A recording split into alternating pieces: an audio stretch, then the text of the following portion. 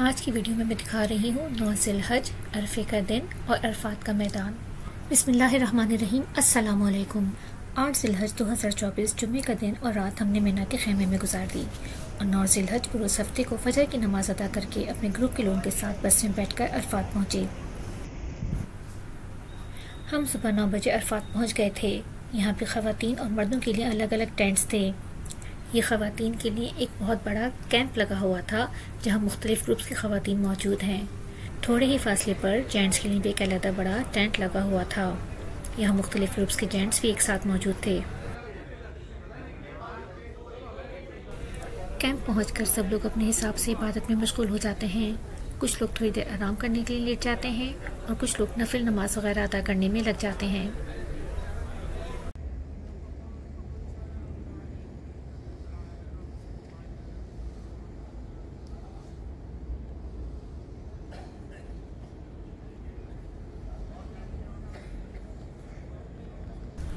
अरफात का दिन मग़फ़िरत का दिन है। इस रोज़ हाजी खुले आसमान के नीचे अल्लाह से दुआएं करते हैं, अपने लिए, अपने रिश्तेदारों के लिए और तमाम उम्मत मुस्लिमा के लिए। हम जिस इलाके में ठहरे थे ये मस्जिद निमरा और मकाम इब्राहिमी से थोड़े फासले पर था। यहाँ मुख्तलिफ़ कैंप्स बने हुए थे जहाँ किचन था और वाशरूम की भी सहूलत थी।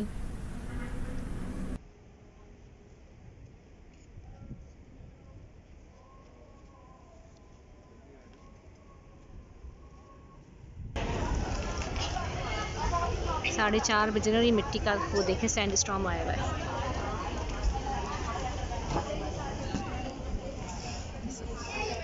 एमए में मिट्टी। सैंड स्टॉर्म तकरीबन आधे घंटे तक रहा। थोड़ी देर बारिश भी हुई।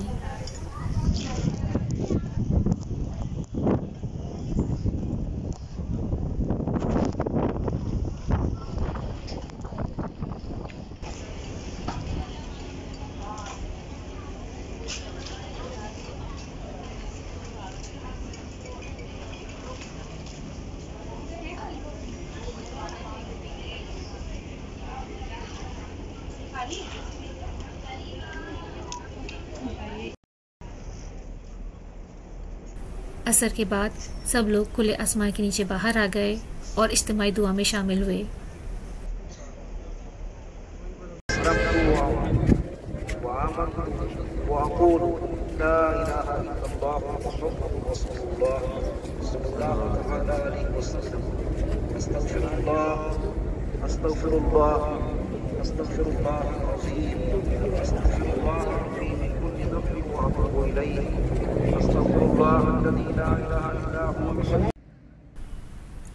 दुआ के बाद मगरिब की नमाज से पहले सब लोग एक बार फिर बस में बैठकर अरफात के मैदान से बाहर निकलकर मुज़दलिफ़ा पहुंचे। मुज़दलिफ़ा में खुले आसमान के नीचे तमाम हाजियों को रात गुजारनी होती है। ये ज़रूरी नहीं है कि तमाम रात जाग के गुजारी जाए। जितना मुमकिन हो सके इस्तिग़फ़ार, दुरूद शरीफ और नफली इबादत में टाइम गुजारा जाए और कुछ हिस्सा रात का आराम भी करना चाहिए। वहाँ पहुंचकर पहले सबने मगरिब और इशा की नमाज अदा की। यहाँ ख़वातीन और जेंट्स के लिए अलग-अलग कालीन का इंतज़ाम था। मैं और मेरी फैमिली एक साथ थे। हम अपने साथ जाय नमाज, चटाई और चेयर ले गए थे। सो रात का कुछ हिस्सा हमने जाकर गुजारा और कुछ इबादत में। मुज़दलिफ़ा में करीब करीब मुख्तलिफ़ ग्रुप्स के लोगों ने क़याम का इंतज़ाम किया हुआ था। हमारे ग्रुप के लिए भी ख़वातीन और मर्दों के लिए अलग-अलग कारपेट्स का इंतज़ाम था।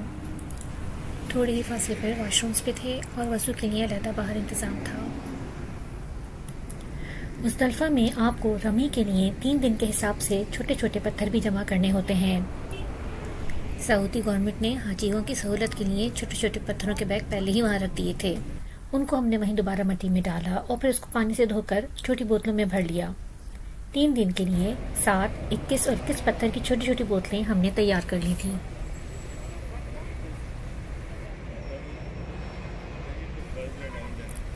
मुज़दलिफ़ा में रात गुजारकर फजर की नमाज अदा करने के बाद हम सब लोगों के साथ वापस मिना जाने के लिए बस के लिए इंतज़ार के लिए खड़े रहे। बस काफ़ी देर में आई। कुछ लोग पैदल भी मीनार के लिए रवाना हो गए थे, लेकिन हमने बेहतर यही समझा कि हम बस में जाएं क्योंकि हमारे पास काफ़ी सामान था। तकरीबन 8:30-9 बजे के करीब हम वापस मिना अपने खेमे में पहुँचे। वहाँ सामान रखकर और नाश्ता करने के बाद हम रमी के लिए जमरात रवाना हुए।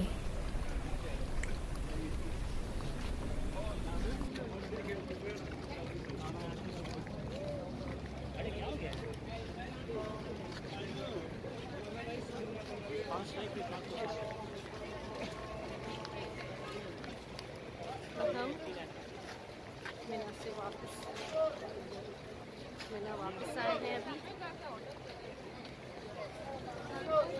अभी जमरात जाएंगे। आज है 10 ज़िलहज्जा 2024।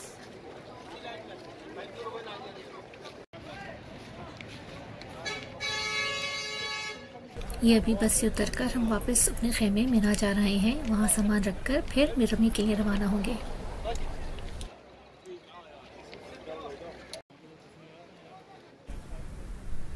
इस वक्त हम रमी के लिए यानी शैतान को कंकर मारने के लिए जमरात जा रहे हैं। हमने सिर्फ अपने साथ छतरी और पानी की बोतल ली थी और कंकर लिए थे जो हमको शैतान को मारने थे।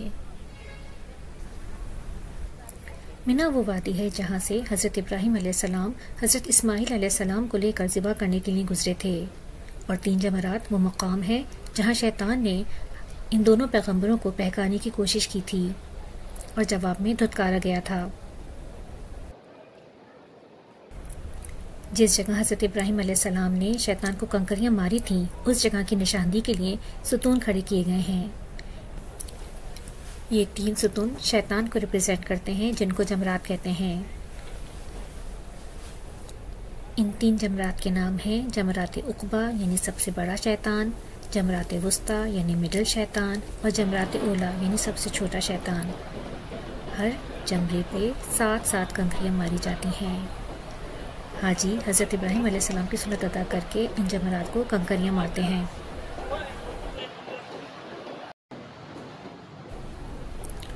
10 ज़िलहज को सिर्फ बड़े शैतान यानी जमरात उक़बा को 7 कंकरियां मारी जाती हैं।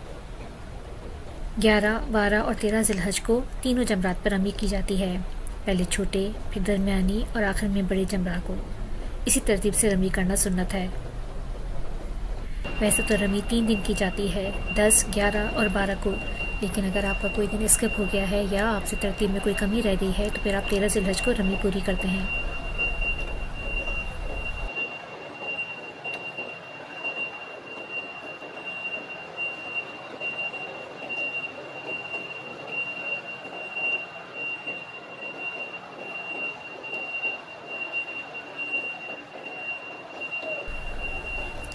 दस ज़िलहज को रमी करने के बाद हम लोग वापस अपने होटल आ गए। होटल पहुंचने में हमें काफ़ी देर लगी क्योंकि हम रास्ता भूल गए थे, लेकिन होटल आकर हमने थोड़ी देर आराम किया। हमारे ग्रुप लीडर ने बता दिया था कि हमारी कुर्बानी हो गई है।